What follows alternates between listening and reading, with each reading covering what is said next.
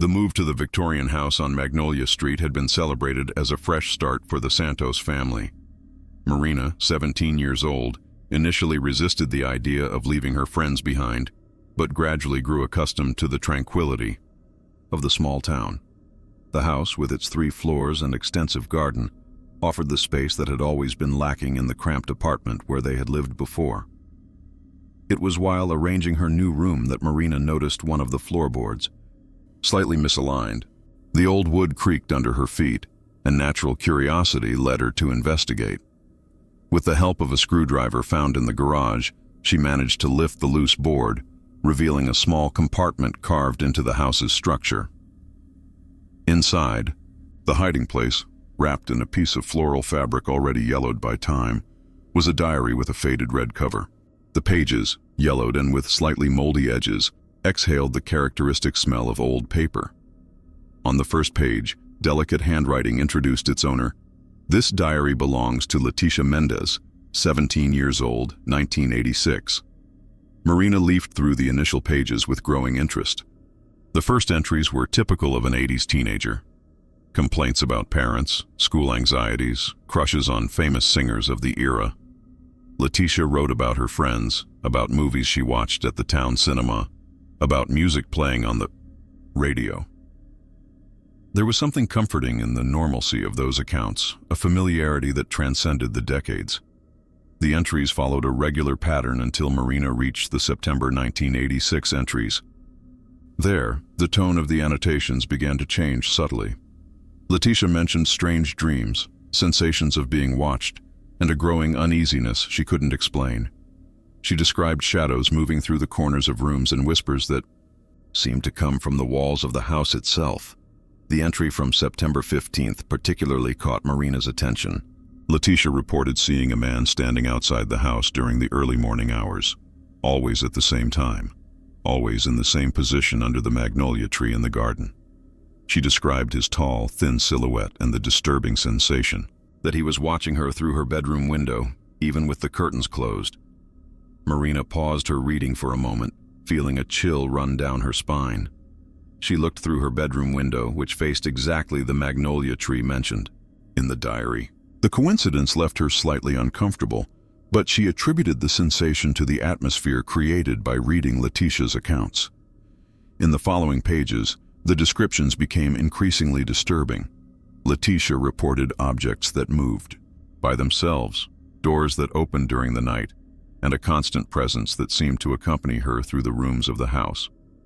Most unsettling was how she described the progressive change in her mother's behavior, who had become distant and apathetic. The entry from October 3rd brought an account that made Marina pause completely. Leticia described with frightening precision the daily routine that Marina had established since the move. The time she woke up, the path she took to the kitchen, the way she arranged her hair before going downstairs for breakfast. Every detail corresponded exactly to the habits Marina had developed in the past 2 weeks. Marina's heart accelerated as she continued reading. Leticia mentioned the exact place where Marina usually sat to do homework, the music she listened to while organizing, her belongings, even the color of the pajamas she had worn the previous night. It was as if Leticia was describing not her own life in 1986, but Marina's life in the present. The next entries followed the same impossible pattern. Leticia reported events that Marina recognized as part of her own recent experience. The argument she had with her mother about the new house rules, the moment she discovered a bird's nest on the back porch, even the specific nightmare that had awakened her the previous night. Every word in the diary seemed to echo events from Marina's life, with a precision that defied any rational explanation. Marina's breathing became irregular when she reached the entry from October 12th. Leticia described the exact moment when she herself would find the diary hidden under the floorboards. She reported the curiosity that would lead to the discovery, the initial surprise, and even the sensation of familiarity that Marina had experienced when reading the first pages. It was as if Leticia was observing Marina across the decades, but it was the last filled entry in the diary that transformed Marina's discomfort into true terror. Dated October 13, 1986, Leticia had written only one sentence in trembling handwriting. Today he entered my room and took my mother. Marina looked at the calendar on her desk. It was October 13th. That night, Marina couldn't sleep. Every noise from the old house seemed amplified. Every creak of the wood sounded like approaching. Footsteps. Around 3 in the morning, Marina heard her mother get up from bed and go downstairs. The sound was familiar, but this time Marina didn't hear the usual kitchen noises, only silence. After an hour of anguished waiting, Marina went downstairs to check. The house was empty. The front door remained locked, the windows closed, but her mother had simply vanished. On the kitchen counter, a still warm cup of tea confirmed that she had been there just minutes before. Marina spent the rest of the night calling relatives and hospitals, but no one had any information about her mother's whereabouts. The investigation that followed revealed disturbing information about the house's history. In 1986, a family named Mendez had indeed lived there. Leticia Mendez, 17 years old, had disappeared along with her mother under mysterious circumstances on October 13th of that year. The old police records mentioned that neighbors had reported the presence of a strange man watching the house in the weeks prior to the disappearance. He was described as tall and thin, always positioned under the magnolia tree in the garden, exactly as Leticia had documented in her diary. Marina realized that the diary was not just a record of the past, but a kind of cyclical prophecy. Somehow, the events that had consumed Leticia and her family were repeating, using Marina as a new target. The discovery of the diary had not been accidental. It was part of a pattern that perpetuated itself across decades. In the following nights, Marina began to see the figure that Leticia had described. Always at the same time, always in the same position, the tall, thin man materialized under the magnolia, his silhouette outlined against the dim light of the street lamps.